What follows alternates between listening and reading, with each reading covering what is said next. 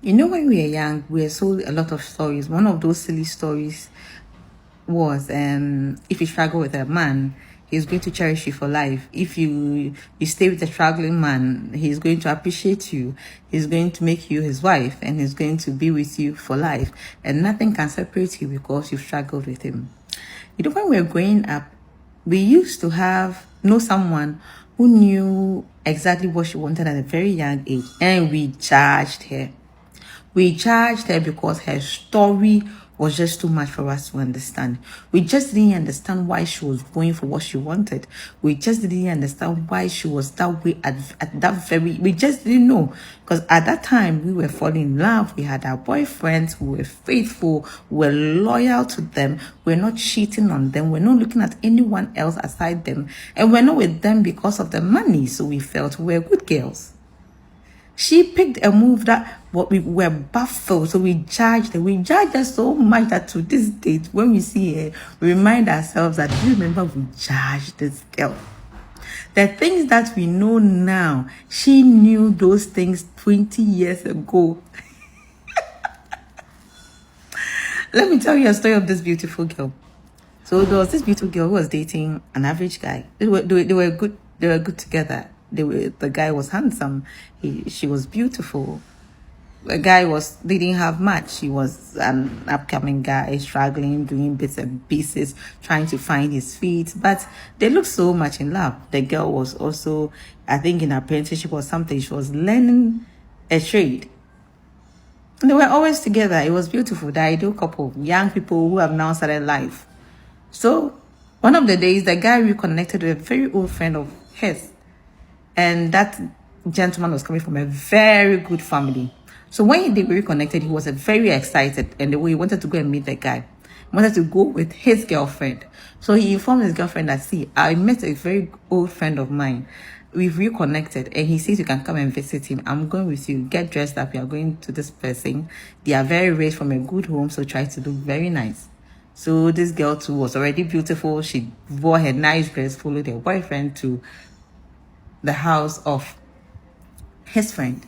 When they got there, she realized this place is so good, I don't want to go anywhere anymore. When they got there, she realized this was what she's been dreaming of. This was the life she wants.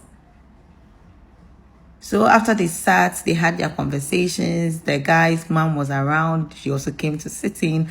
The guy had lost his dad, so he was now in charge of his dad's businesses and handling everything. And his father was a rich man. Because according to sources, the cars in the house, the Range Rovers and the stuff, and the Jaguars and the stuff, they were coming from a good home. This girl was sitting down, so pretty. She's a pretty girl.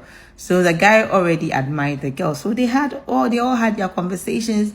They exchanged phone numbers. The guy promised to help his friend find his feet. They were very excited and they left. So I think after that, they had met for on other occasions, maybe lunch, maybe go out to the club, do other things together.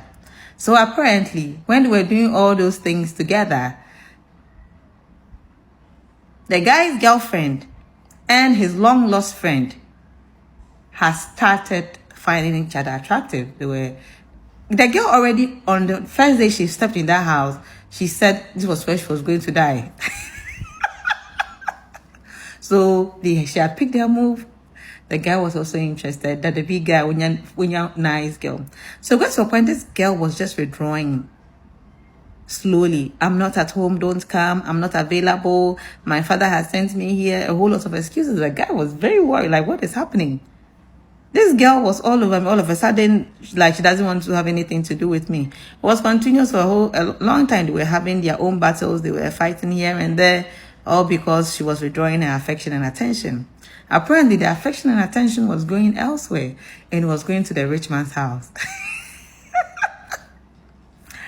So the thing went on for a while, and I think out of guilt, the friend was also withdrawing. Because, you know, when you are doing something, you already feel guilty about it. It was also withdrawing. But apparently, what I heard was that guy was a very naive guy. He was not somebody who has had a lot of experiences like the girl's boyfriend.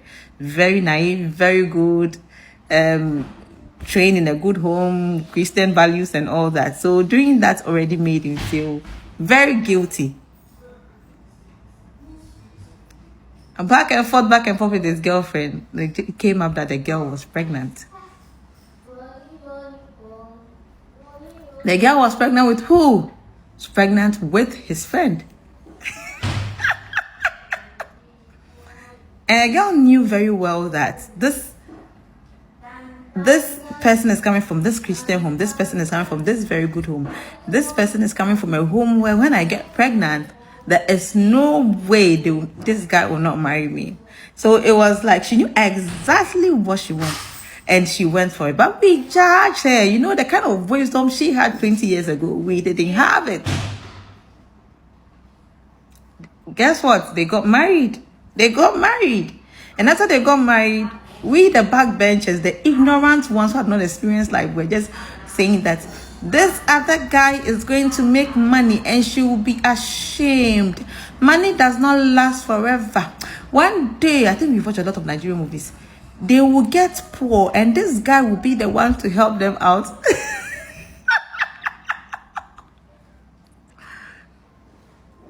The last time you saw this girl, you know, the car she was driving. You know, when some cars are coming, you don't hear the noise. You just see the tires rolling. Those kind of cars.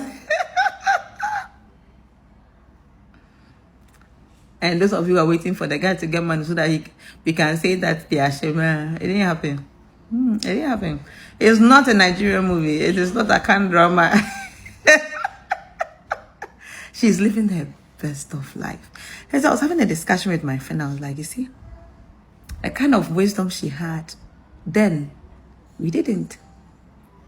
Whatever things we're doing with our boyfriends and staying loyal to them, it's the same kind of things she did. There's nothing different. Whatever fornication we committed is the same fornication she committed. The only difference is that we got nothing out of it and she got everything at a very early age. She didn't have to stress like us. Oh, bye-bye.